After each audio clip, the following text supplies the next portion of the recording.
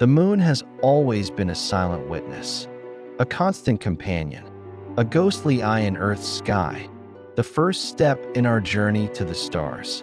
For decades, it lay still, untouched, unchanged, unexplored since the Apollo era. We thought we'd seen all it had to offer. We were wrong. In recent years, a quiet shift has taken place, far from the headlines, but closer than you think. China, once seen as a newcomer in the space race, has become a serious contender, not just launching satellites or building space stations, but challenging assumptions about the moon itself. Their missions aren't just symbolic. They're scientific, strategic, revolutionary. In December 2020, China's Chang'e 5 probe returned with lunar samples from a region never before touched by human or robotic hands. What scientists found in those samples shocked the world. Volcanism, water, unusual chemistry, and a mystery that defied every lunar model we had. This is the story of a mission that changed everything we thought we knew about the moon, and why the future of lunar exploration may now wear a red flag. China's lunar exploration program is named after Chang'e, the goddess of the moon in Chinese mythology, a being of elegance, mystery, and exile.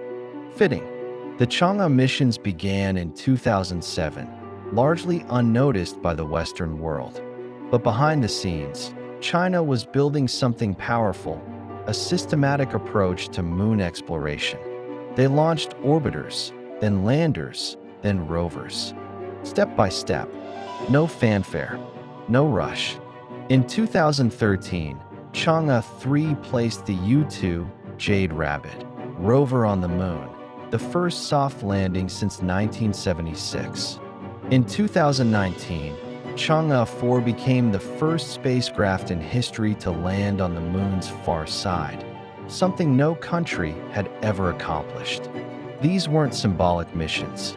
They were technical proofs, carefully executed. Then came Chang'e 5, a bold mission: collect samples, return them safely to Earth, and analyze them down to the atom. What they brought back would upend decades of lunar science. The Oceanus Procellarum, the ocean of storms, is a dark, lava-filled plain on the moon's near side. Ancient basalt flows dominate the landscape, or so we thought. Chang'e 5 targeted a very specific site, Mons Rumker, a volcanic dome unlike anything visited before, not just for its shape, but for its age. When the samples returned to Earth, scientists were stunned to find they were just 1.2 to 2 billion years old, 1 billion years younger than any other lunar rocks brought back by Apollo or Soviet missions. That single fact redefined the moon's timeline. Previously, scientists believed the moon's volcanic activity had died out around 3 billion years ago. The new samples proved otherwise. The moon remained geologically active far longer than we realized. The rocks contained small crystals of ilmenite and clinopyroxene, key volcanic minerals that help geologists date the samples with extraordinary precision. This wasn't a dying moon. It was a cooling moon, a world still capable of erupting molten rock long after Earth's first complex life had emerged.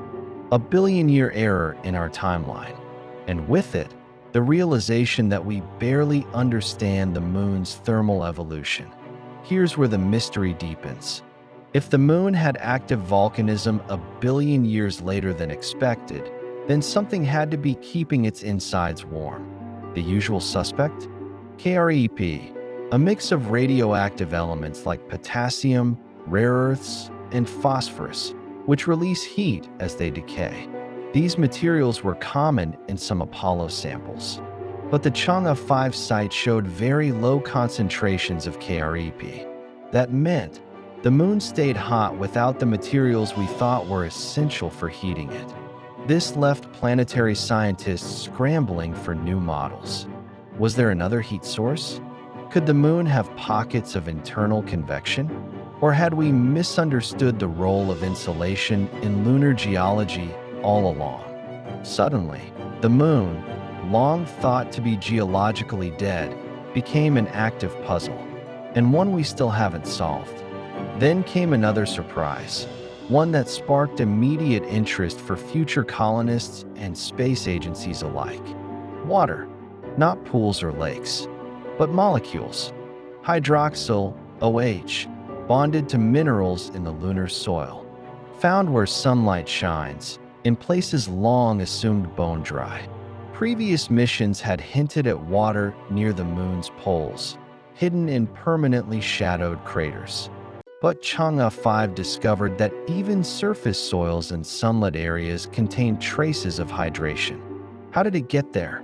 One theory points to the solar wind, streams of hydrogen ions bombarding the surface, interacting with oxygen in lunar rocks to form OH bonds.